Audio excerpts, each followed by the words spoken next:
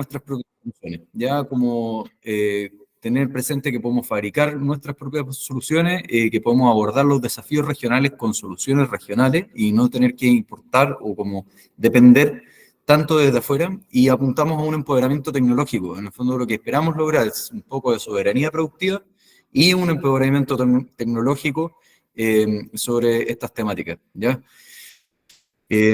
Nosotros tenemos, bueno, ya les describí las herramientas de fabricación digital que tenemos, contamos con un montón de metodologías para el desarrollo de proyectos interdisciplinarios y las capacidades propias de la universidad. Y nosotros atacamos 3 líneas que son patrimonio, ya, educación y soluciones locales. Y desde esas 3 líneas ahí funcionamos. Ahí, por ejemplo, traté de poner algunas fotos como ese de las soluciones locales, patrimonio y también educación que generamos desde el Fab Lab. Como les comentaba anteriormente, esta presentación está un poco enfocada al tema de materiales, ya como qué es lo que disponemos y qué es lo que se ha transformado en residuos identificables acá en la región. Y también en el fondo abre la puerta a ciertas preguntas como cómo lo resolvemos, ¿ya? En temas, por ejemplo, que se levantaron en el censo del 2017, si uno revisa los residuos de la región, nosotros vemos que en materia orgánica tenemos 41.000 toneladas, ¿ya? O sea, 41 millones de kilos, ¿ya? De materia orgánica, que representa el 58% de los residuos de la región. Y por otro lado, muy abajo, tenemos el plástico con 7.800.000 de kilos, ¿ya? Entonces, y esos son como los 2 materiales más identificables, aparte del papel y el cartón, ¿ya? Pero el tema, por ejemplo, orgánico es algo que es súper interesante, que no se ha abordado tampoco como sistemáticamente, y claro, no representa un gran problema porque eventualmente se va a biodegradar, ¿ya? Pero esto también puede ser un tremendo producto, como lo que se planteó en su momento desde la planta Mañiguales, de hacer vermicomposteras y otro tipo de iniciativas de ese estilo que puedan enriquecer el suelo de los cultivos, o sea, de los predios agrícolas. Por otro lado, el plástico, ahora vemos esos 7.800.000 de kilos y la verdad es que se ve como si fuera un plástico, ok, plástico, pero el plástico en realidad todos sabemos que tiene montones no se pueden mezclar unos con otros y tienen diferentes propiedades técnicas unos de otros. Ya entramos al metal, papel, cartón, vidrio, ya es bastante más inferior. Pero esto es el reciclaje domiciliario. El reciclaje domiciliario tiene una gran complejidad, que Faisal me imagino que es el mejor, lo sabe de la región, ¿ya? La gente no separa bien sus cosas y hay poca gente separando el material para poder ser reciclado. Lo que quiere decir que finalmente lo que se recicla es muy poco en comparación a la cantidad de residuos que se producen, ¿ya? Estamos hablando de que dentro de las cifras que manejo, que Faisal seguro las maneja mejor, tenemos alrededor de 1.800 kilos que han sido procesados ya en temas de reciclaje, pero lo que tenemos como residuos anuales son 70.900.000. Faisal, corrígeme si me equivoco, por favor. No, mira, la cantidad es un poco más alta de ese de ese millón de kilos que planteas tú. Pero efectivamente, aquí hay un tema que, a lo mejor disculpa por interrumpir, pero Dale nomás. hay que tener claridad respecto a que no solamente está el problema de los residuos en términos de volúmenes, sino que en términos de disponibilidad, ¿ya? Y cuando tú empiezas a analizar esto en términos de territorialidad, te das cuenta que la complejidad para poder hacer uso, incluso del material orgánico, y de la huella que está dejando el material orgánico por disponerlo en vertederos o en botaderos o en rellenos sanitarios que están mal manejados, es mucho más dañino ese proceso y esa dificultad que hoy día tenemos para recuperar los materiales. Pero está bien la cifra. Ay, disculpen el mensajito ahí de por medio. No te preocupes. De hecho, qué bueno que esté acá para poder complementar como parte de esa información que de repente uno la tiene no de primera evidencia como tú. Y esto es en temas de reciclaje domiciliario, pero también tenemos grandes industrias. Acá en la región tenemos la industria del salmón, que la cantidad de cultivos que hay hoy día de salmón es alrededor del 80% de la producción de los salmones de Chile, por decir así. ¿Ya? Tenemos más de 25 centros de cultivo que están operativos y, por, no sé, cifras de Cernapesca, por ejemplo, eran 300.000 toneladas de peces sembrados al año. Ya es una locura. Y eso, por supuesto, también produce una cantidad de residuos gigantes. Eso en la industria de la salmonera y de la piscicultura. Por otro lado, ¿cómo se llama? La industria ganadera, que es otro de los pilares de la región, nosotros vemos que están estos bolos de plástico de poliestileno, que finalmente es poco y nada lo que se puede hacer con ellos después, porque requiere que sean lavados, procesados, tratados, tengan que pasar por extrusoras, moliendas, etcétera, para después llegar a algún tipo de producto terminado. Y por otro lado tenemos la industria forestal, que genera un montón de materia orgánica, que también, de nuevo, que ahí no se procesa mayormente, podría haber no sé, una gestión mejor, por ejemplo, llegando a temas como pellet, etcétera. Se está tratando de gestionar esto, pero sin embargo no hay muchos resultados. Y lo interesante es que la industria de salmón tiene, por su volumen, un montón de residuos que llegan más o menos directos, ¿ya? En el fondo ya sea como a estos destinos finales o a personas que quieran reciclarlo. Y entre esos materiales se pueden destacar el HDPE, el EPS, o comúnmente conocido como plumavid, o poliestireno expandido, el nylon, polietileno y metales, ¿ya? Ahora, lo complicado de todo esto es que aquí no hay cifras, ¿ya?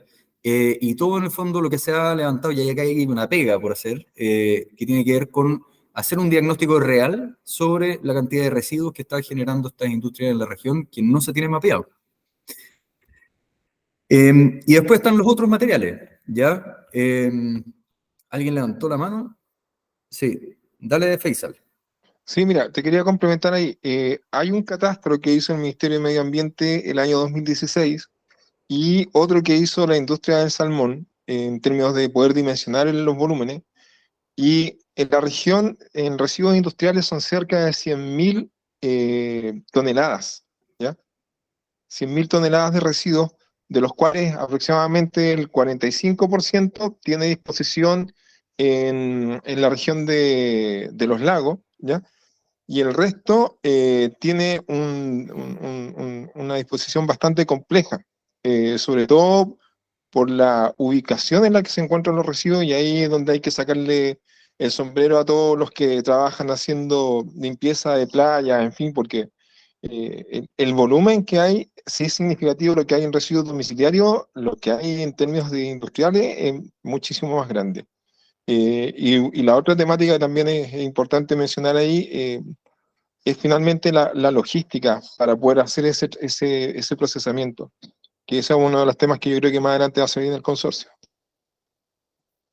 Sí, precisamente ahí hay un tema que es importante porque finalmente no hay gente, o sea, bueno, hay estos lugares finales en el fondo y hay gente que está haciendo esfuerzos, pero la verdad es que no estamos logrando llegar como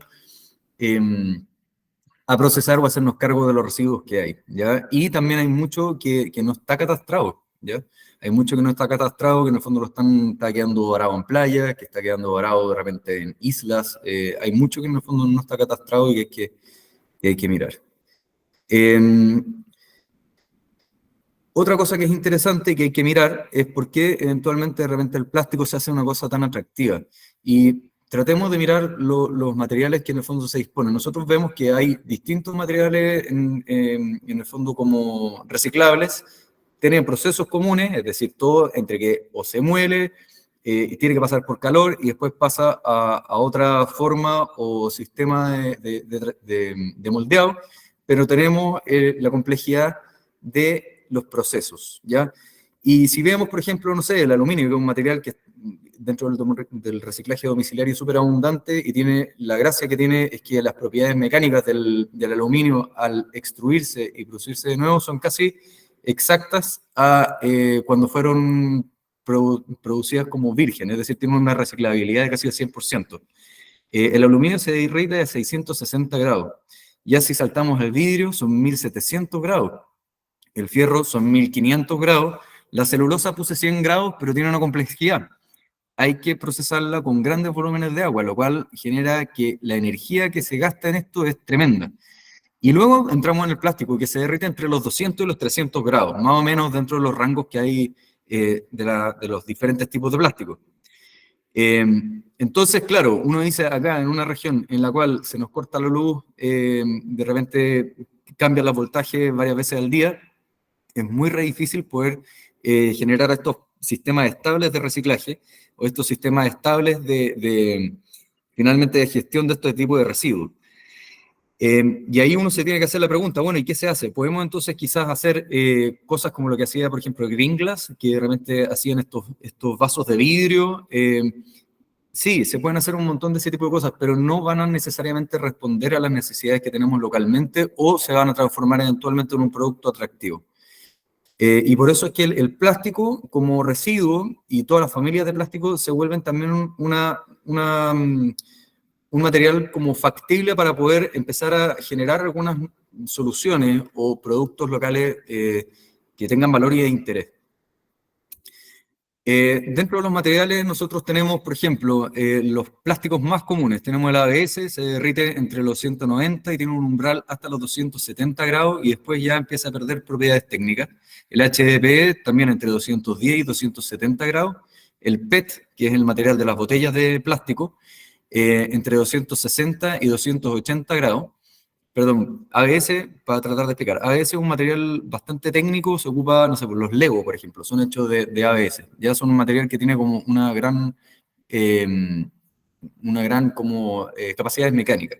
El HDPE es el material con el cual se fabrican, por ejemplo, los envases de herramientas del champú, algunos bidones.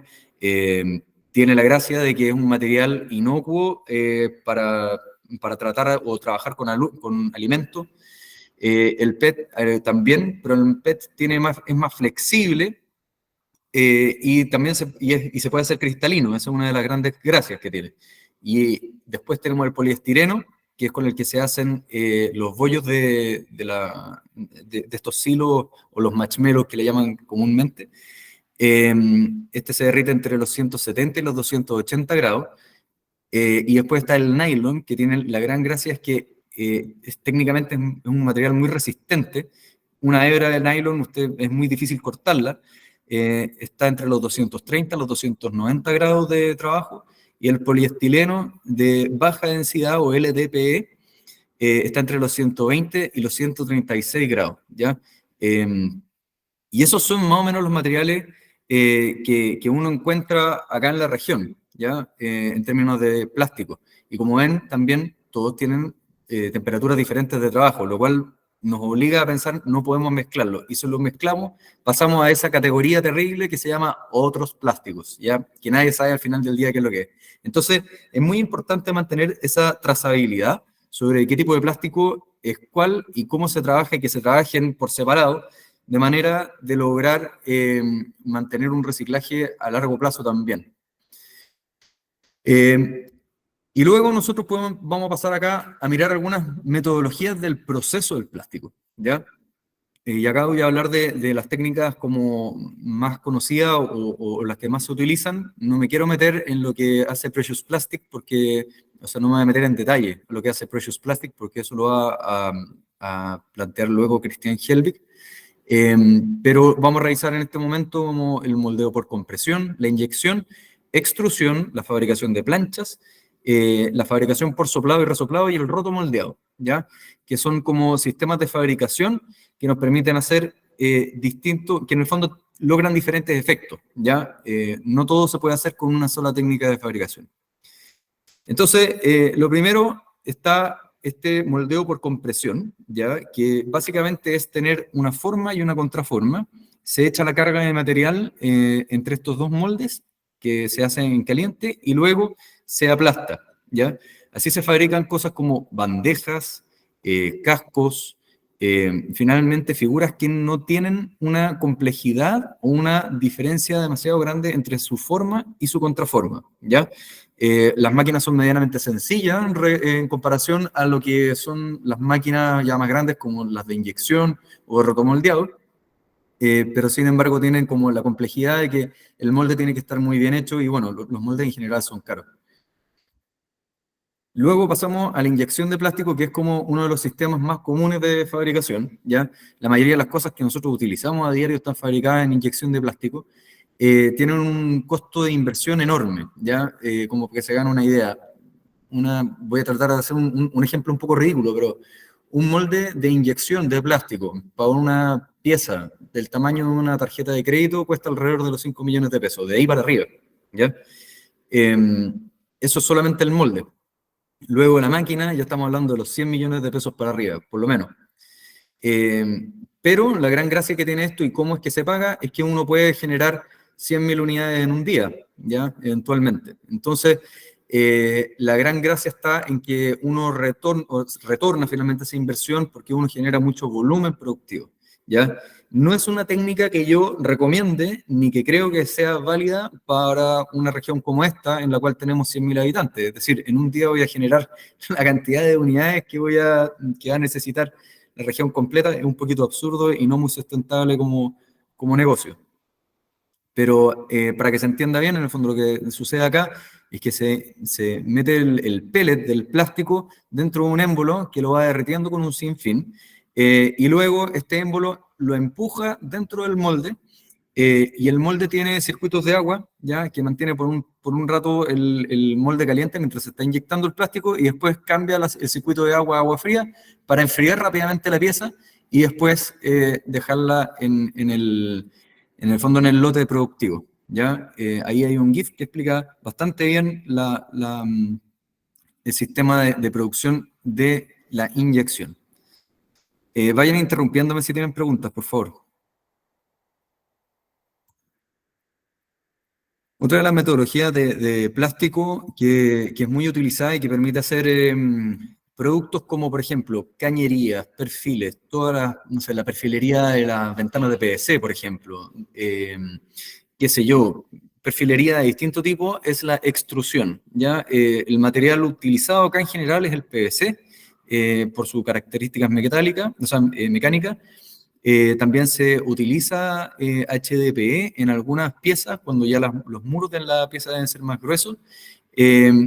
Pero lo que sucede acá es que básicamente se mete el plástico en pellet en una sinfín que va derritiéndolo sistemáticamente hasta llegar a un estado totalmente líquido al final de este sinfín, y luego se empuja por un dado. ¿Ya? El dado finalmente es como la figura final que va a tener este perfil, y esa es la pieza que es intercambiable, es como por decir así el molde, ¿ya? Entonces el plástico, esto también es un proceso que se utiliza harto con el aluminio, todos esos perfiles extruidos de aluminio, tubos, qué sé yo, hay un montón de piezas de aluminio que se fabrican de esta manera. Entonces, lo que se hace ahí es que básicamente se calienta el material, pasa por la abertura con la forma que se espera, y después se hace un proceso de enfriado paulatino para que no se deforme el perfil. Ahí tenemos varios ejemplos de perfiles extruidos.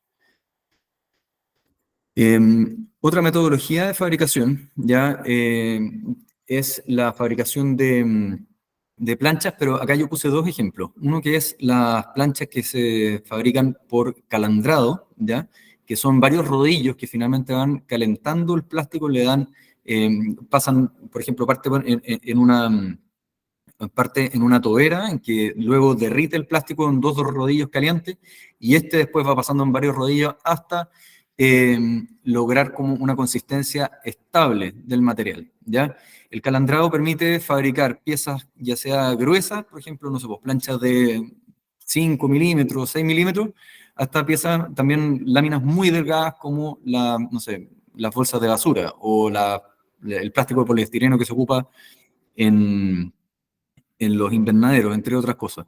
Entonces, aquí la gracia es que a través del calandrado se pueden hacer piezas como continuas, estables, láminas de distintos grosores, pero tiene el problema de que la inversión es alta, porque en el fondo hay mucha energía utilizada acá, y para lograr este proceso estable uno necesita gran infraestructura, ¿ya?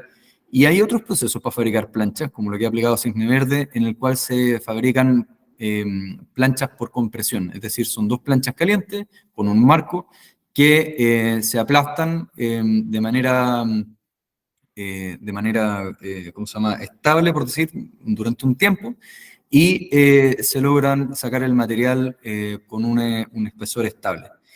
¿Cuál es la desventaja de esto? Que es lento, ¿ya? Entonces, claro, uno puede fabricar, no sé, 10 planchas al día máximo, eh, pero también se consume mucha energía y no hay una agilidad en el proceso, ¿ya?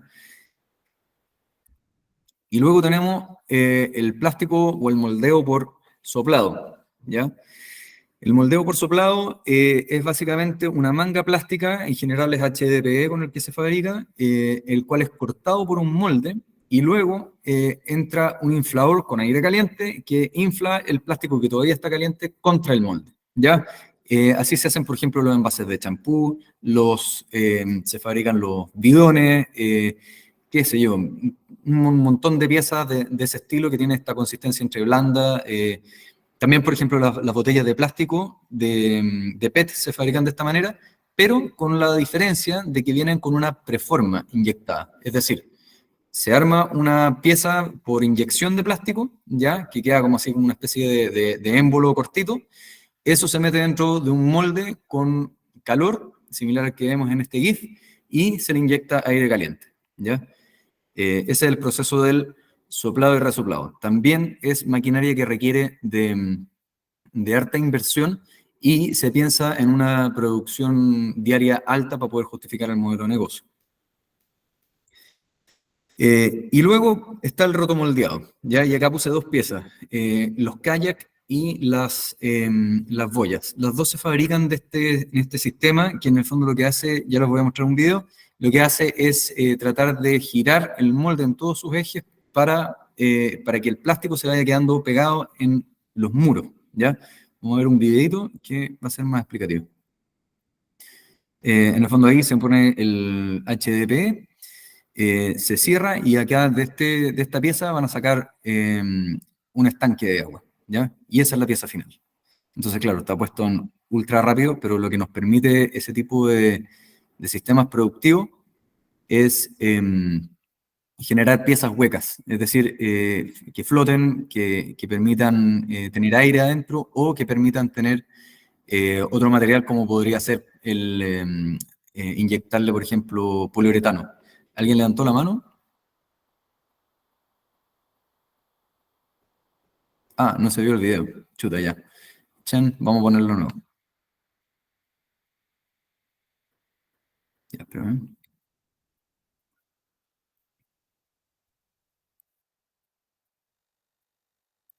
Ya, vamos a poner entonces una pestaña. Ya. ¿Ahí sí se ve?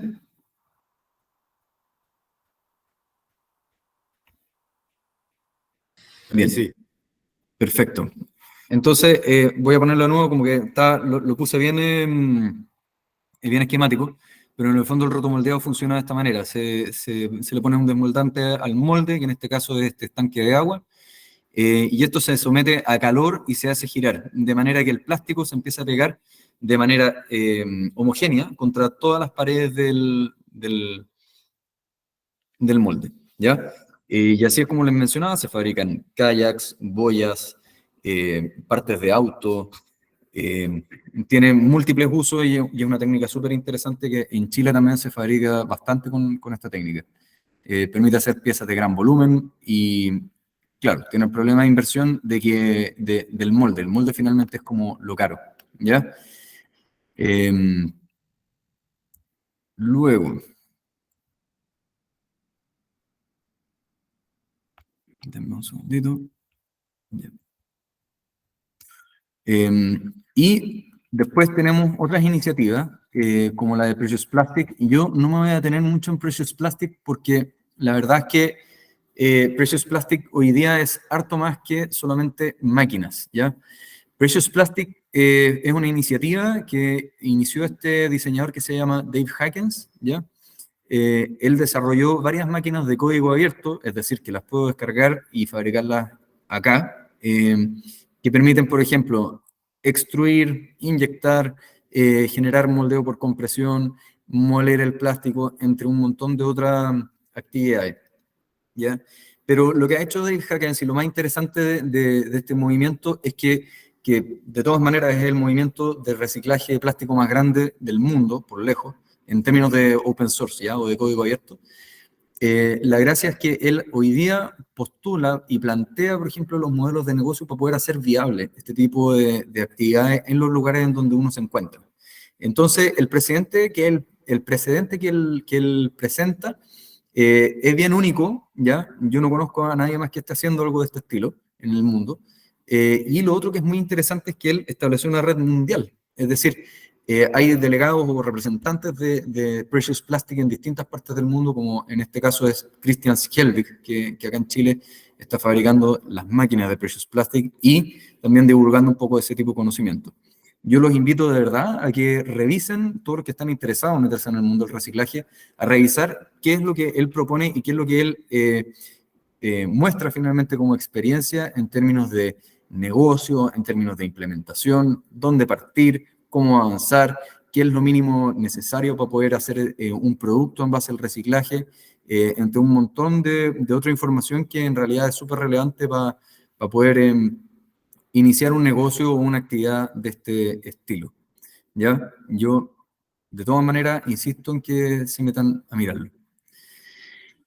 Y luego tenemos los procesos de manufactura digital. ¿Ya? La manufactura digital, voy a tratar de ser bien resumido y simple en esto, la manufactura digital básicamente es máquinas que interpretan los modelos computacionales que uno hace. Es decir, si yo hago un modelo en el computador, yo lo paso por un programa intermedio, que es un slicer o un gestor de código G, ¿ya? Que en el fondo lo que hace es entregarle las instrucciones a la máquina para poder interpretar el objeto que yo fabriqué.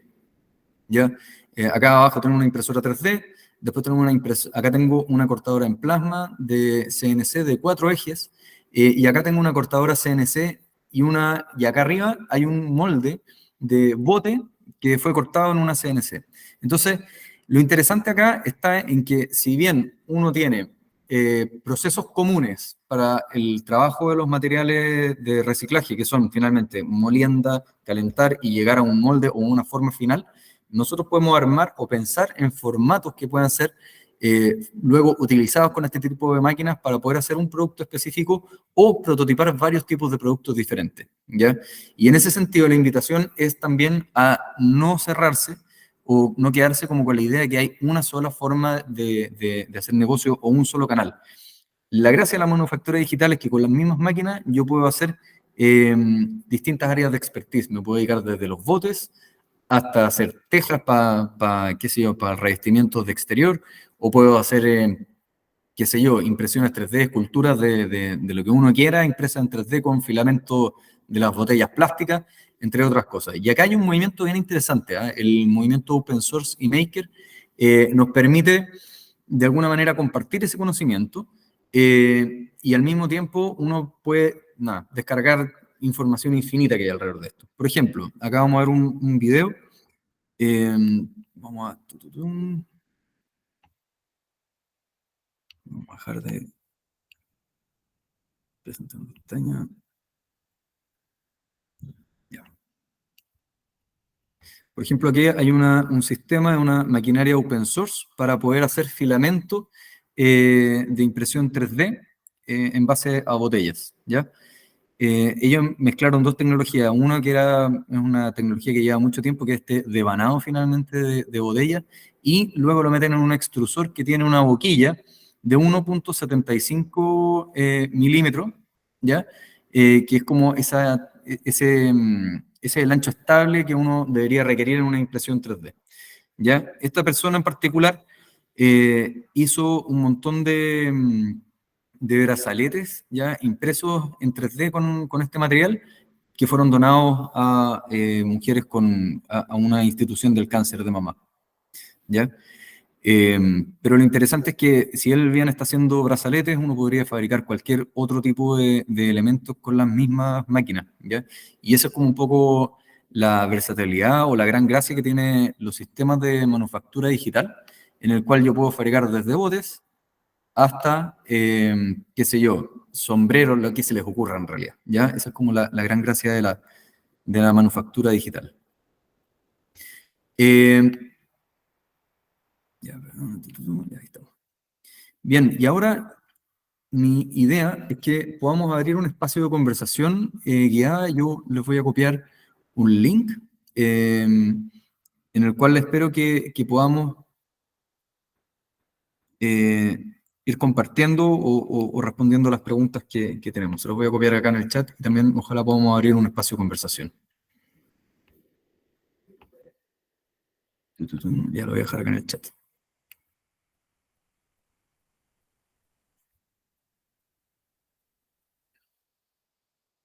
Vamos a hacer. Denme un segundito.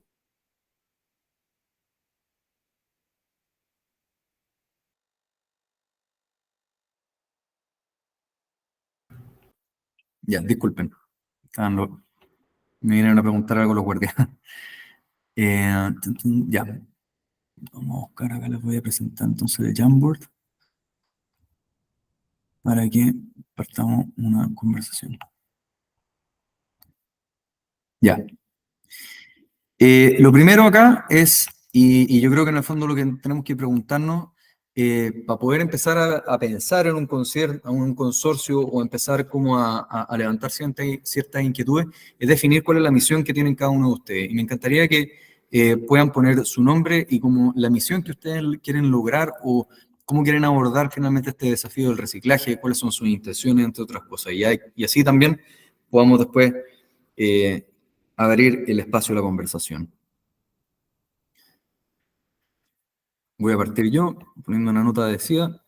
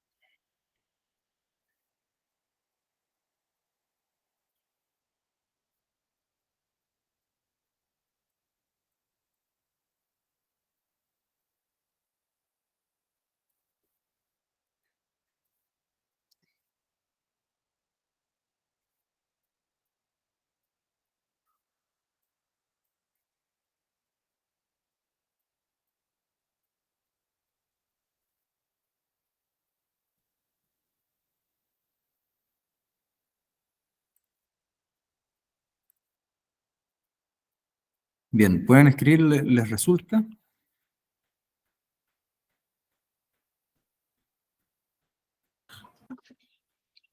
José, Sí, dígame. ¿me escuchas, José? José, Sí, sí, los escucho, dime. oye, yo creo que solo tú tienes acceso a la edición, pero si quieres vamos conversando así, pidiendo la mano, y tú vas monitoreando en la pizarra si quieres. Ya, se supone que esto está abierto a cualquiera que tenga el enlace, el enlace. A ver. El enlace, pero con calidad de lector, ¿cachai? Ah, ya, claro, ahí está el error. Disculpen, lo cambiamos el tiro. Ya, ahí sí, disculpen. Ahí estamos. Sí, de todas maneras, vamos conversando. A mí me interesa que también tengan la libertad de ir hablando a la medida de que lo sientan oportuno.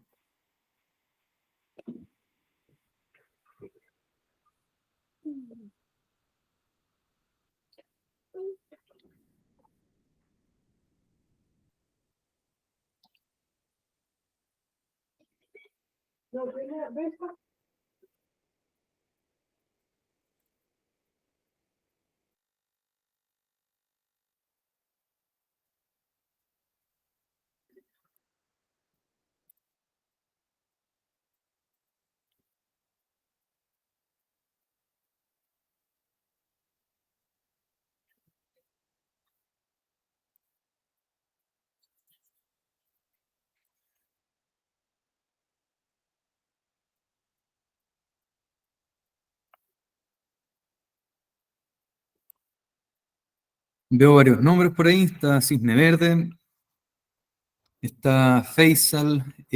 ¿Nos quieren compartir sus experiencias? ¿A qué se dedican?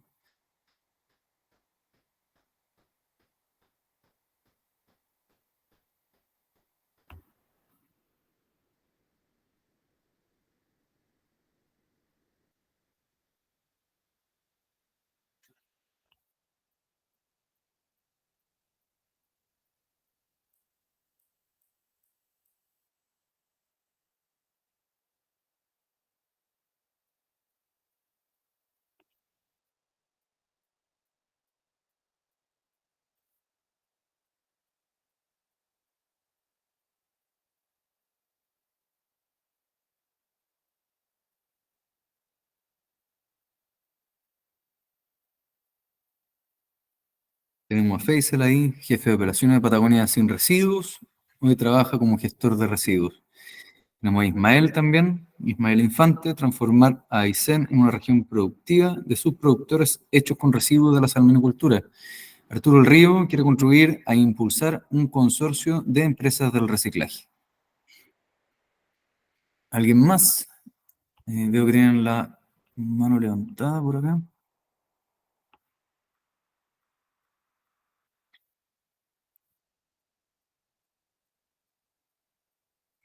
Leico Alcaide se dedica a asesorar a empresas. Este tema es parte de sus asesorías.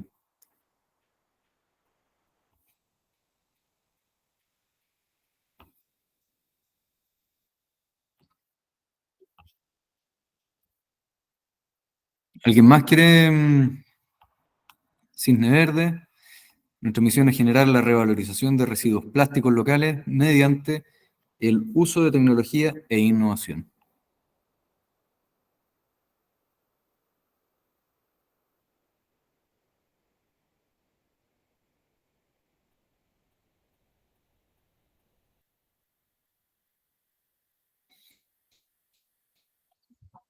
¿Alguien más? Si no, seguimos avanzando.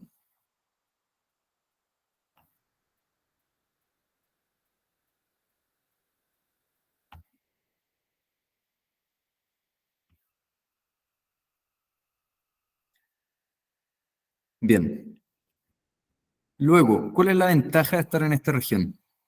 ¿Por qué hacemos lo que hacemos acá?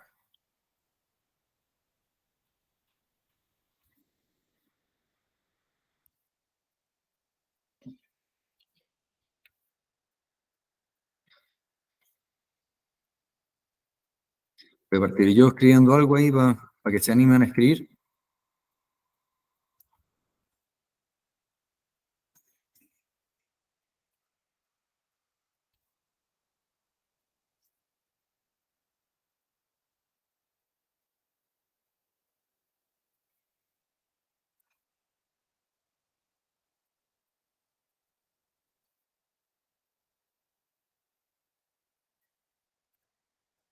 Yo creo que hay mucho por hacer. A mí hay una ventaja.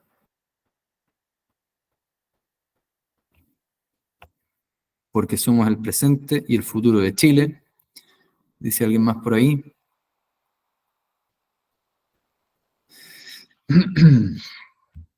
Yo veo una oportunidad también de hacer las cosas diferentes.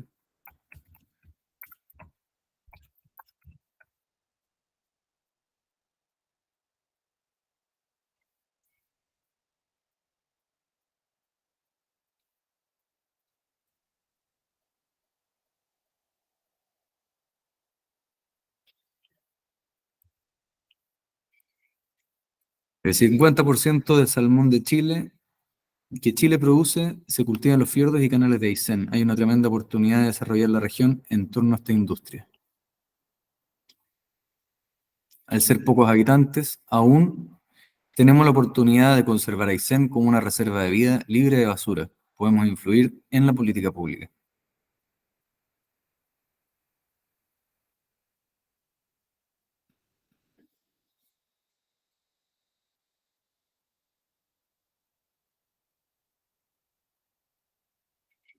¿Alguien más quiere contribuir?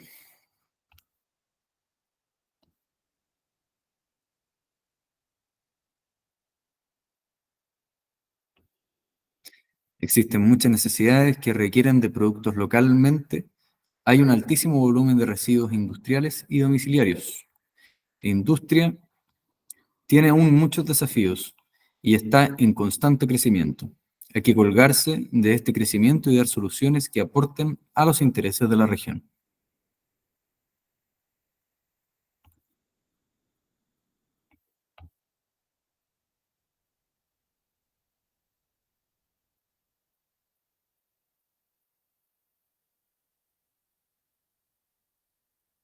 ¿Alguien más?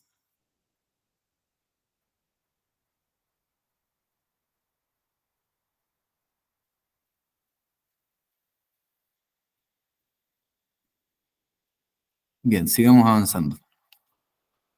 Fomentar la producción local, dicen por aquí también.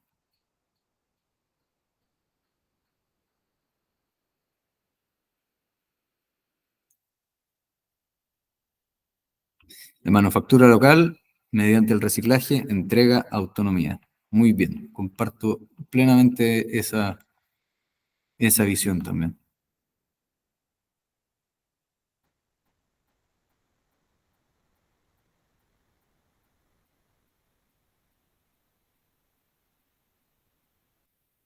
Bien, y en miras a esto que ha ido apareciendo, hay que hacerse la pregunta, ¿cuáles son sus brechas? Ustedes, todos tenemos una misión, todos nos damos cuenta de que hay cosas por hacer, que hay el desafío grande, pero finalmente, ¿cuáles son nuestras brechas? ¿Qué es lo que finalmente identificamos como un problema mayor para poder como cumplir con la misión o como con ese ideal que tenemos adentro?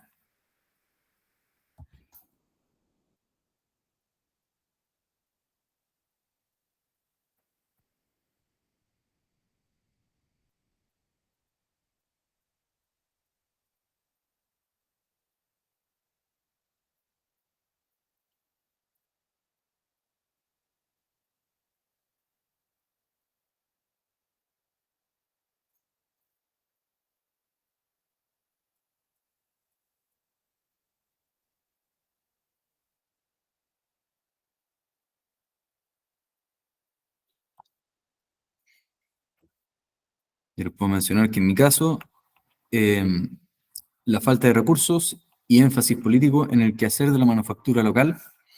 Por acá dicen poca conciencia al separar los residuos, conocimiento, falta conocimiento técnico sobre reciclaje y manufactura desde el reciclaje, incentivos mal puestos en que ensucia no gasta en limpiar.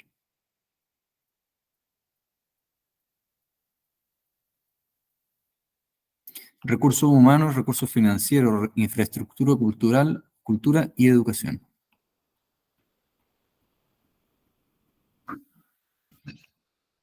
Condiciones habilitantes, energía trifásica, agua potable, barrio industrial en Puerto Aysén.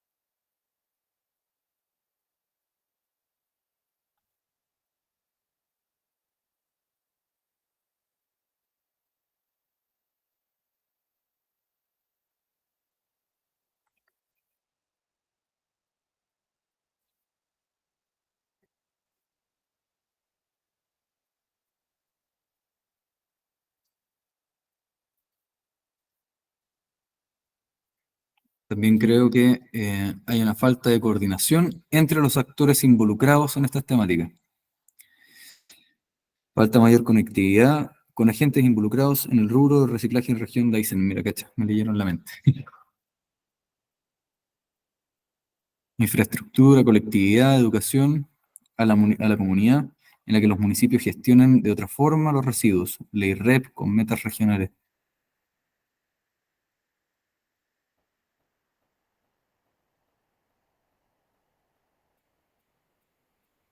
Poca o nula importancia a este rubro, solo rechazo a la industria y poca visión de desarrollo en torno a ella. Debiesen haber más recursos destinados a sacarle provecho. También.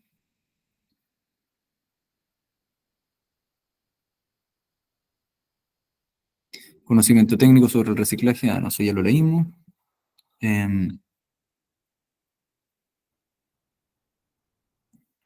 Creo que eso es más o menos, ¿no? ¿Alguien más quiere contribuir con algo?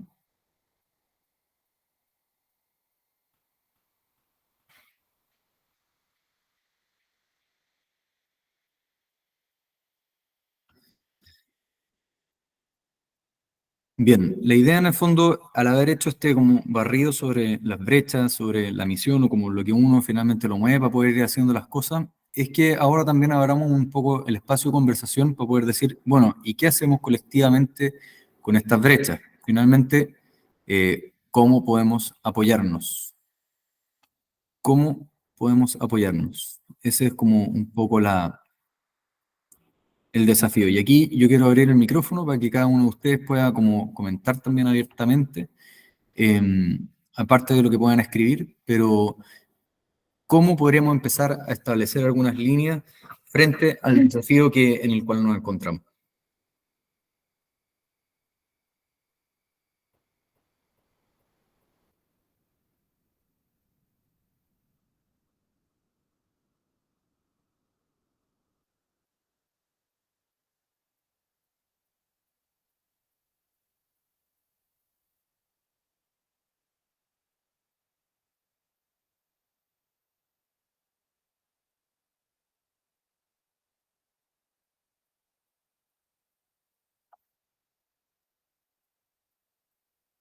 Conocerse, compartir experiencias y transparentar necesidades.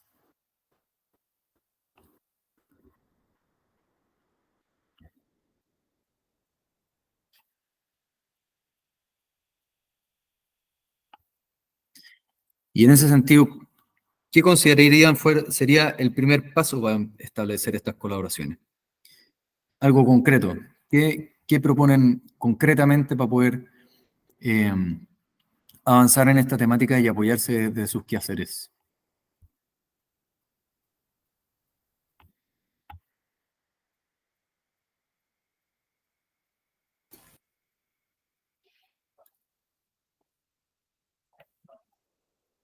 Adelante, por favor.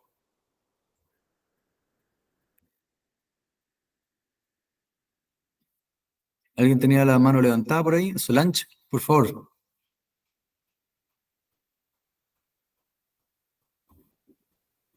No sé si estás hablando o no se te escucha.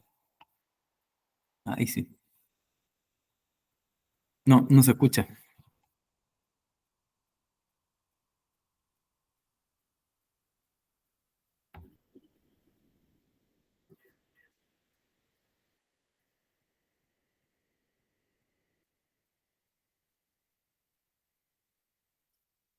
No te escuchamos, Solange.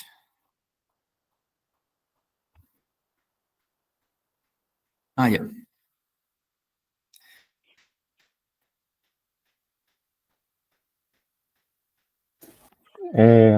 No sé, bueno, yo no tengo ningún emprendimiento en torno al reciclaje, sí, como PTI estamos impulsando estos talleres y esta asociatividad que se logren agrupar. Eh, ¿Cómo hacerlo? Bueno, nosotros estamos haciendo estos talleres, finalmente, donde se puedan conocer las personas, se pueda nutrir de conocimiento. Nosotros ya nos habíamos conocido, habíamos conversado harto sobre este tema, y esto es uno de los pasos principales, o sea, capacitarse, entender bien cuáles son los materiales reciclables, cuáles son las máquinas, cuáles son las formas de reciclar o las formas de lograr lo que nos imaginamos hacer, porque hay varias empresas que están pensando en hacer cosas, tienen el plástico. Bueno, para los que no me conocen, acá yo soy el gestor del PTI Fior de Canales de Aysén. Y bueno, trabajamos con los proveedores de la industria, y dentro de estos proveedores de la industria hay varios que están trabajando con los residuos. Hacen limpieza de playa, o la misma industria les está yendo a dejar sus residuos inorgánicos para que puedan tener una disposición final o puedan ser desarrollados. Entre ellos Cine Verde, que está aquí presente, está también Pesca Aysén, que hace lancha, está Aysén Recircular, que hace paneles SIP, con las plumavit de las boyas, de los flotadores. Entonces siento que lo primero que hay que hacer es hacer este tipo de actividades, talleres, capacitarse para entender todo lo que hay detrás del reciclaje y no solamente cerrarse a a un material y a una idea, sino que empezar a abrir la mente, ver qué está pasando en otras partes del mundo, qué están haciendo en otras partes de Chile y del mundo para empezar un poco a abrir la mente de ideas. Lo otro también, entender que el mercado, o sea, que las soluciones que se te ocurran o que se les ocurran a los emprendedores o que están trabajando con el reciclaje, se queden, que busquen que se queden en la región, o sea, buscar soluciones para la misma región. ¿Por qué? Porque sabemos que la logística de sacar productos de la región encarece muchísimo el costo final del producto, así que ya quedamos fuera de competencia inmediatamente. Por lo tanto, una de las cosas a tener en consideración es cualquier desarrollo que se haga, solución que se cree a partir del reciclaje, ojalá sea para solucionar un tema local. Como por ejemplo, Fernando Soto Aguilar, que está con el tema de diseño circular, que está haciendo paneles SIP, no los está vendiendo para afuera, porque si los vende para afuera ya no es competitivo. Pero sí está pudiendo competir con paneles SIP locales, con los que los traen de afuera, él lo está fabricando acá y lo está pudiendo hacer. Cisne Verde también está haciendo lo suyo ahí con planchas de HDPE, pero todo yo creo que tiene que quedarse acá. O sea, hay que pensar en soluciones locales.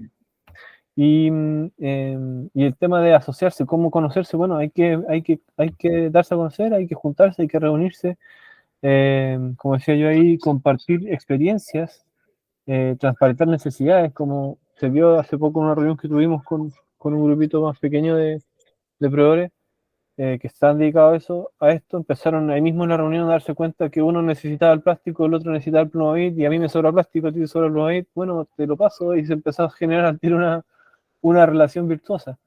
Entonces hay que, bueno, primero hay que asociarse, hay que conocerse, creo yo, y luego seguir reuniéndose para ir generando estos puntos de encuentro. Y más que nada, enfocarse en esos puntos de encuentro, porque seguramente muchas de las empresas van a tener visiones, algunos puntos de vista distintos, pero siempre van a unirse, hay que unirse en los puntos de encuentro. O sea, lo que tengan en común, darle a eso. Lo que no tengan en común, bueno, cada uno lo ve por separado. Pero lo que sí sea en común es como apuntar la agrupación o lo que sea que se genere en torno a esos puntos de encuentro. Disculpen si se escucha muy clarito de fondo. Excelente, Ismael, y comparto plenamente tu visión. Yo creo que, como algo que hemos venido hablando también, creo que es muy real eso de que en el fondo se vayan generando esos círculos virtuosos.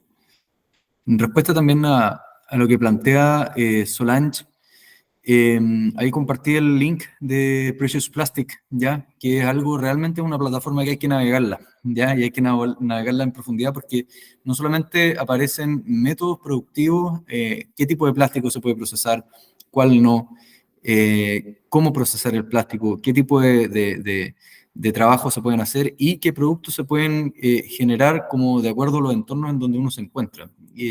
Ahí hay algo en el fondo, yo creo que propone también modelos de negocio, entre un montón de otras cosas, así que los invito a que de verdad la comunidad de Precious Plastic la revisen y vean todo lo que ellos ofrecen. En la órbita de lo que mencionaba Ismael, también me encantaría como escuchar al resto de ustedes cómo ven estas posibles asociatividades, qué tipo de producto o qué tipo finalmente como de enfoque le están dando a la misión que quieren lograr, ¿ya? Porque sí, todos podemos querer reciclar, pero finalmente la forma en la cual yo vendo el reciclaje o me hago cargo de ese material va a ser muy diferente a lo que otro puede hacer. Entonces, ¿qué pueden abordar, qué pueden como comentar de eso?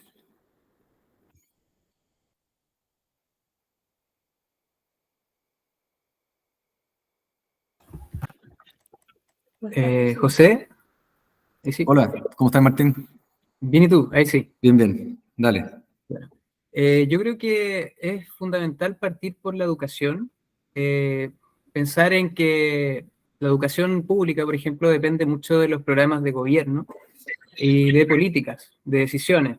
Entonces, yo creo que hay que incidir ahí desde la parte de la academia, también, no sé si como consorcio, pero como representantes de cada empresa o emprendimiento de reciclaje en la región, poder incidir en la educación, poder intervenir generando talleres, explicar cuál es la importancia, porque el reciclaje en sí, por hacer reciclaje, no tiene ningún sentido si no tiene un fin como, por ejemplo, contribuir en generar medidas de mitigación contra el cambio climático.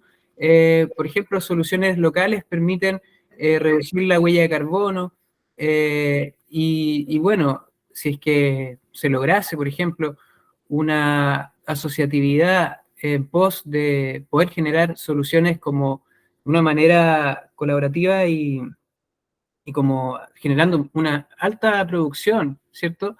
Eh, permite también poder paliar los costos y también si es que se le logra dar un mayor nivel de manufactura a productos que sean súper útiles porque existen muchas necesidades localmente. Nosotros lo vemos porque bueno, estamos viendo distintos tipos de pedidos con respecto a lo que estamos desarrollando con el plástico. Sin embargo, tenemos muchos problemas con el tema de solventarnos por los costos energéticos, también el costo de recursos humanos. Y siento también que el tema del tratamiento y la gestión de los residuos es un deber que parte de las municipalidades, ¿ya? Pero también el gobierno tiene que cumplir ciertos objetivos porque yo creo que el problema del cambio climático es el principal problema que existe actualmente, ¿ya? Y la importancia que tienen los recicladores que entregan las soluciones localmente es fundamental. Entonces, poder especializar, a mí me encantaría poder, cada uno de mis residuos, tener a un reciclador acá localmente para poder aportárselos, para que los pueda revalorizar. Y también, como tú decías de un principio, José, que la basura es un problema de diseño, que yo estoy súper de acuerdo porque va con una cultura, relacionada a una cultura del consumo y de las ventas, etcétera.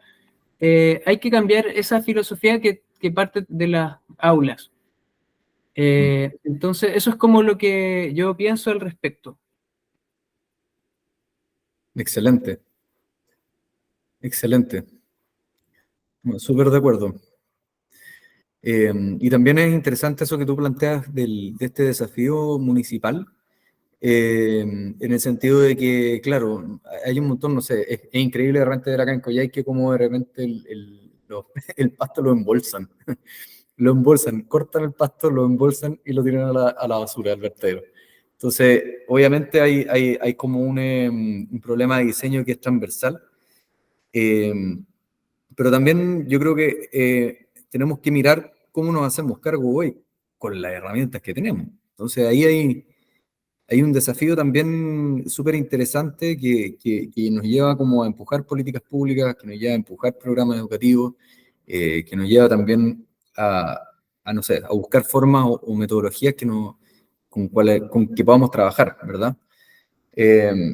Entonces ahí la pregunta queda abierta también como el resto de los participantes, ¿qué alternativas se les ocurren? ¿Qué formas piensan que esto se podría abordar?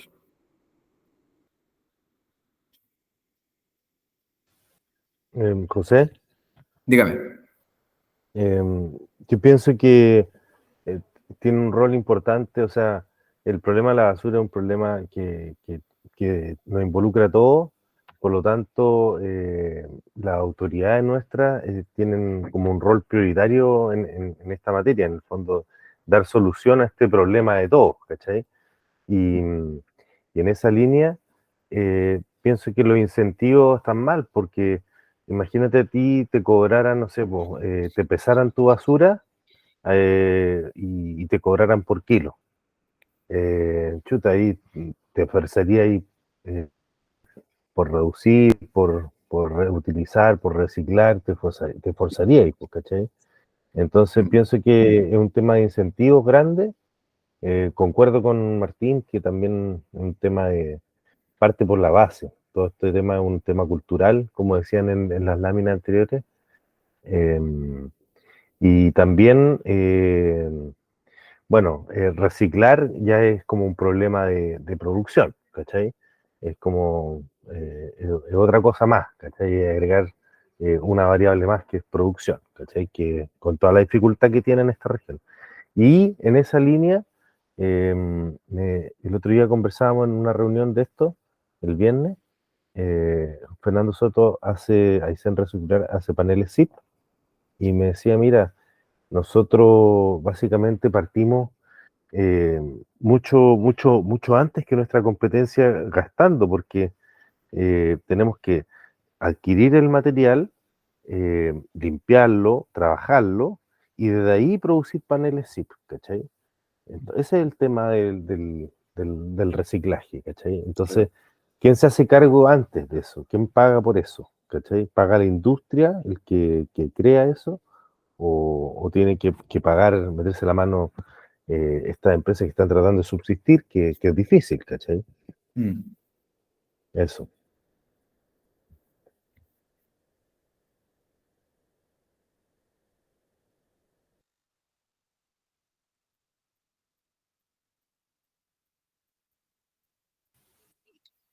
No sé si hay alguien más que quiera compartir algo en particular, alguna idea de forma de conectar. Yo, por ejemplo, no sé, yo quería rescatar lo que mencionó Ismael sobre el cómo nos vamos a vincular, es decir, cómo desde el quehacer que cada uno tiene puede también colaborar con el quehacer del que tiene al lado. Y ese es un desafío bien importante que creo que se plantea y que nos tendría que llevar a llevar a soluciones más plausibles a lo que hay hoy día.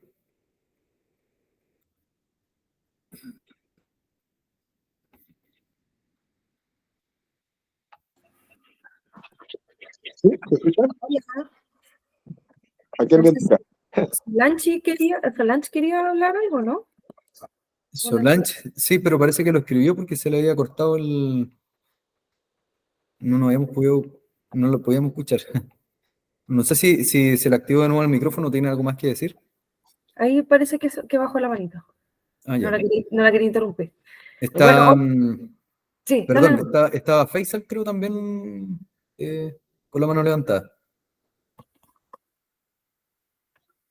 Parece que está Patagonia Huella Cero. ¿Alguien más quería hablar antes? Le doy la paso. Si es que alguien más quería hablar. ¿No? Patagonia Huella Cero es Faisal. Ah, ya. De ahí puedo hablar yo. Sí. Dale. No sé si se le habrá quedado la mano levantada, no sé. Ahí Faisal, ¿No? Ahí. Aquí. ahí la bajaron, parece. Mira, hay tres elementos que yo creo que son esenciales en este minuto. Primero, hay que plantearse si efectivamente la creación de un consorcio es la estructura adecuada. ¿Ya? ¿Por qué? Porque los consorcios bien están compuestos por empresas. El concepto de competencia en empresas que son del mismo rubro, muchas veces que la estructura. Se escucha muy mal, disculpa, Faisal, no se entiende mucho. ¿Aló? ¿Me escucha mejor ahí? Ahí sí. Ahí sí. ¿Sí? Ya. Sí, mira, lo que te mencionaba era que la estructura de consorcio yo creo que hay que darle una vuelta, porque generalmente los consorcios son agrupaciones de empresas que están asociadas por un objetivo en común, pero en el caso de ser empresas del mismo rubro, y en este caso realizando el mismo proceso con los materiales, tenemos que ver cómo se generan las sinergias para que efectivamente los beneficios sean repartidos entre todos, por así decirlo. Y para eso es esencial primero establecer cuál es la cadena de valor. Y cuando hablamos de la cadena de valor es donde finalmente van a llegar los productos que se generan a través de la elaboración o de la transformación de los plásticos u otros materiales de la industria. Por lo tanto, lo primero que hay que hacer es ver dónde está la demanda de esos productos. Ya Aysén Circular lo trabaja con el tema de los paneles SIP, que están obviamente apuntando a todo lo que es el mundo de la construcción. Pero también hay que ver cómo se generan los incentivos desde los grandes consumidores de los productos. Como por ejemplo el mundo del turismo, estoy pensando en voz alta, cómo el mundo del turismo prefiere comprar los kayaks que se fabriquen acá y no los kayaks que traen de afuera. Cómo podemos el día de mañana construir carreteras con materiales que sean reciclables, como las empresas que hacen, que van a construir la carretera austral, son capaces de generar la compra de alquitrán o de asfalto a partir de los plásticos que se procesan acá en la región. Entonces, yo creo que el encadenamiento productivo es esencial en este minuto establecerlo. Yo creo que ahí es donde no tenemos que pensar solamente en el mundo del reciclaje o en la salmonicultura, sino que tenemos que pensar el destino final que le vamos a dar a esos residuos. Y lo otro que también es muy importante es entender que hay que generar procesos de validación en términos de que la comunidad en su conjunto y las autoridades, por supuesto, que son aquí, en el caso de la región, los servicios públicos tienen mucho que decir en ese aspecto, cómo establecemos criterios para poder preferir o incentivar la compra de esos productos que salgan del material reciclado. Y yo creo que ahí hay un tema que hay que darle varias vueltas de tuerca para ver cómo traccionar recursos que no solamente salgan de que alguien a quien tú le estás retirando los residuos sea el que te pague, o sea la comunidad, o sea el municipio, sino que también cómo le generamos este valor agregado y que sea percibido por los consumidores o los clientes finales. Eso.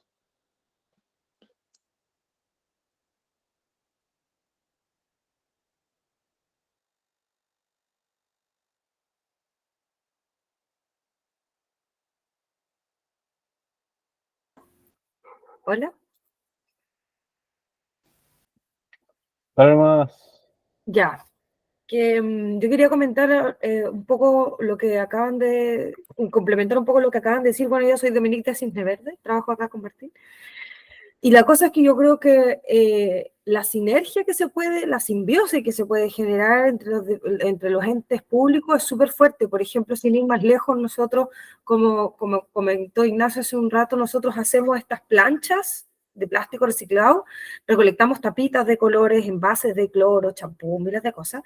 Entonces, por ejemplo, nosotros con nuestros materiales podríamos hablar, por dar un ejemplo, con la Junji, y podríamos habilitar las salas de los jardines infantiles o de los colegios que todos los años botan a la basura un montón de pupitres de madera que se les pudren, que se les rompen, que se les trizan. Entonces, por ejemplo, desde los pupitres para una escuela hasta los carteles de una ciudad tremendamente lluviosa que se oxidan, que se rompen, Entonces yo creo que un tema muy interesante podría ser cómo nosotros incentivamos o cómo encontramos nosotros medios o herramientas para que las compras públicas de las cosas sean a través de material reciclado. ¿Por qué? Uno, porque los volúmenes son significativos. Dos, los recursos están bien destinados. Y tres, son cosas que tienen visibilidad. Porque con todo el respeto y con todo el orgullo que me merecen los paneles SIP, es diferente ver, es un material de construcción que está oculto.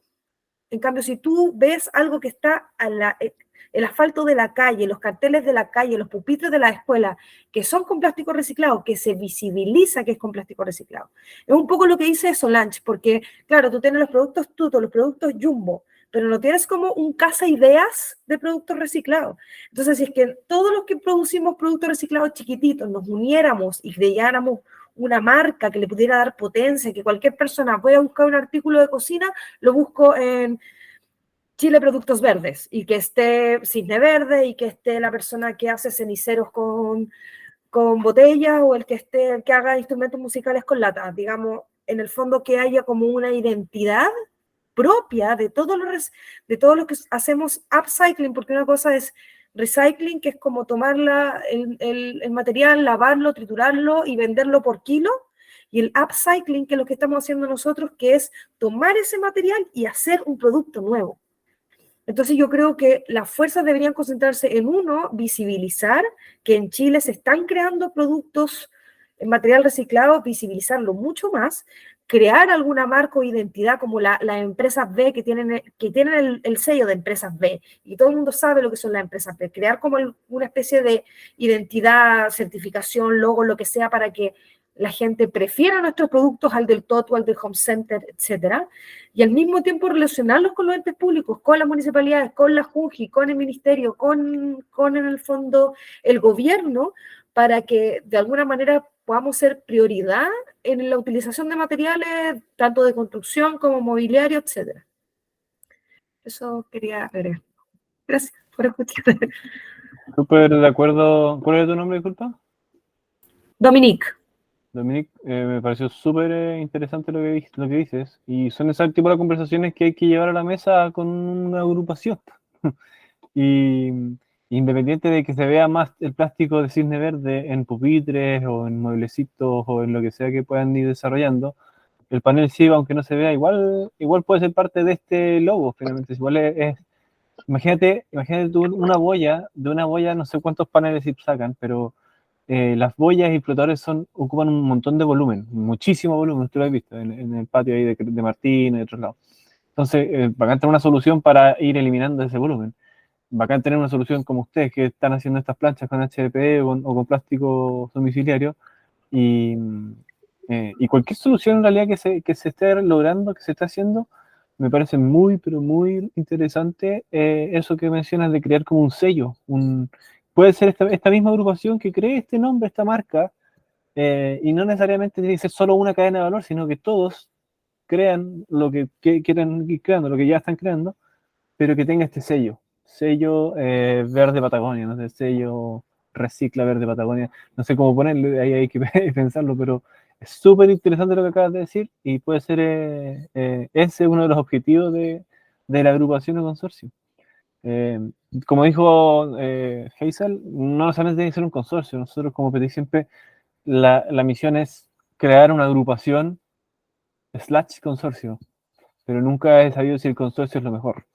Pero sí crear una agrupación de gente como ustedes que se unan, todos los que están haciendo esto, y ir por estos objetivos comunes, ir a buscar esos objetivos comunes y, y sacar iniciativas como la que acabas de decir, o sea, ese sello donde estén todos los productos que se están desarrollando aquí, estén agrupados y generar esas instancias para comunicarse con los sectores públicos que hacen ese tipo de compras masivas a la Junji o a otros lugares, lo encuentro súper interesante. Y de hecho, de ahí nos podemos hablar con ProChile para después vender esos productos fuera de la región, no necesariamente que se quede todo en la región, sino que genere algún incentivo, algún subsidio para que sacarlo de la región no los deje hacer competitivos. O sea, todas esas ideas creo yo que hay que conversarlas en esta agrupación y se pueden ir dando en esta agrupación. Por eso lo estamos tratando de impulsar. Pero súper interesante lo que dice Dominic. Ahí volvió Bueno, José. por lo mismo esto que dice Ismael, en el fondo, claro, por ejemplo, los paneles SIP es súper potente lo que hacen, pero por ejemplo sería, no sé si es que lo están haciendo, pero sería súper interesante que si una escuela hace sus paneles con ustedes, por ejemplo, que diga, la construcción de esta escuela significó la reutilización de 20 boyas, Claro, ¿cachai? Como, en verdad, 300. por ejemplo, ustedes que hacen algo tan importante, tan impactante, si yo voy a una construcción es difícil verlo, entonces ojalá que, por ejemplo, en la entrada de la construcción es parte del sello tanto. Sí, excelente. Disculpen, ahí puedo volver, pero me habían cortado la luz de acá del museo, como que algo pasó y se cayó todo. Así que, bueno, me perdí una parte de la conversación, disculpen. Te perdiste la mejor parte de todo el taller. Oye, te perdiste un par de intervenciones muy buenas en realidad, José, muy, muy buenas. Yo quiero destacar un poco lo que se ha dicho al final, que lo estaba conversando acá por interno. La verdad que es súper potente en realidad. Si se pudiera lograr algo así, eh, por ejemplo, lo que señaló Faisal antes, que no lo pudiste escuchar, te lo repito. Él se preguntaba, o sea, dice que es súper importante comprender bien cuál es la cadena de valor de los productos terminados, ¿cachai? Y cómo se generan incentivos desde los consumidores de los productos. O sea, por ejemplo, él decía si se van a preferir kayak reciclados versus kayak nuevos, ¿cachai? Y cómo diferenciar. Eh, y cómo generamos incentivos para que se prefieran estos productos reciclados. Y ahí es lo que hablaba Dominique, y, y que claro, puede ser a través de un sello, eh, y relacionar estos sellos con alguna puntuación, también decían ambos, eh, de, de parte de la autoridad en una licitación, por ejemplo, en áreas verdes, en las banquetas de las plazas, todo lo que tiene que ver con madera reciclada, ¿cachai? Etcétera. Eso.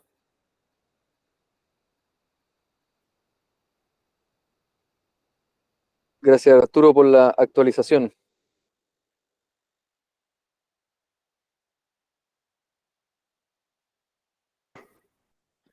Bueno, yo por mi parte, en realidad, lo que les quería decir es como un poco la gracia, donde yo quería enfocar un poco la charla era precisamente a esto, que se generara una conversación más allá de lo que yo les pueda presentar sobre materiales, que es algo que ustedes ya saben de todas maneras muchísimo mejor que yo desde la práctica, ya desde de la experiencia. Entonces, por mi parte, por lo menos, quería agradecerles un montón el tiempo y el espacio que se hicieron para poder conversar y también debatir ideas en torno a la problemática del reciclaje. Antes de despedirnos, en el Jamboard, en la página 4, igual les voy a copiar a ustedes por medio de, o si me dejan acá sus mails también, les hago llegar eh, los talleres que vienen, porque se habló de Christian Helbig con Precious Plastic, mañana va a hablar, los puse ahí los talleres en la hoja 5, ¿ya? Los que vienen. Él va a hablar mañana de tecnologías para el reciclaje. eh, Después el taller 3 es la otra semana, que va a hablar productos terminados para mercados locales a partir del reciclaje. Va a hablar Anita Farfán, que Martín también la conoce. Ella es de Desafío Ambiente y ha logrado hacer crecer su empresa de reciclaje a varias ciudades y va a contar su experiencia. Va a hablar, su taller va a ser de productos reciclados y también vamos a tener, perdón, el de ella va a ser el jueves 27, el martes 25 va a ser Isidro Perea con la ley REP, ¿ya? Esos son el ciclo de talleres que tenemos un poco para posicionar este tema y levantarlo y también levantar una especie de agrupación para poder influir y acelerar el paso con la autoridad y generar los incentivos correctos. Eso por mi lado, José. Te agradezco mucho también la exposición y agradezco también a los presentes por participar.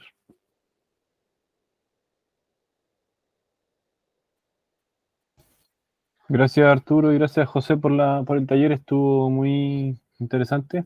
Esto quedó grabado, entiendo, así que ahí, Arturo, te pido que me envíes el video para subirlo a redes sociales, para compartirlo igual en el grupo Retro Emprendimiento y a los actores que no pudieron estar hoy día, porque entiendo que tienen una actividad el viernes en Puerto Varas, tienen ahí un evento con otros emprendedores recicladores en torno a la industria acuícola, así que también les vamos a compartir el taller. Muchas gracias, José. Excelente, de verdad, el taller. Para mí fue muy interesante conocer los distintos procesos para hacerles distintas cosas, porque yo sé que hay mucha gente con muchas ideas y muchas veces no tiene idea de cómo hacerlo. Creo que todo se hace con derritiendo y metiendo en un molde, pero no todo es así.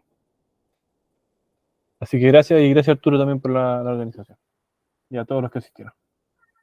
Gracias a ustedes. Los Estuvo muy esperamos bueno. ¿Aló? Estamos en contacto. Muchas gracias. Muchas gracias por la Excelente, instancia. muchas gracias, se pasaron. Hagamos el sello, hagamos Que el estén sello. muy bien. Chau, chau. Sí, Chao. Dominic. Sí, hagamos el Por sello. allá- por allá Hagamos el pasado, sello, Dominic. el Por allá sello, es lo pasado, primero. Hagamos un sello y una página web con todos los productos del sello, con todas las marcas Ya. del sello. Ya, nos pusimos a andar. Excelente. ¿viste? Está bueno, Eso. está bueno. Es una Más campaña. aprendidos que... Arturo, anota. Sí, está anotadito, anotadito. Excelente. Bacán. Anotadito, excelente. Que estén muy bien. Que estén muy Ah, bien. Ya, Abríguense. pues. Abríguense. Abríguense. Gusto verlos, que estén muy bien. Linda nota. Chao. Tierna. Bueno, Arturo, oye, te llamo al tiro. Ya, pues, hablamos. Ya, listo. Ah, voy a cortar aquí que estoy grabando. Chao, chao. Sí. Chau, chau.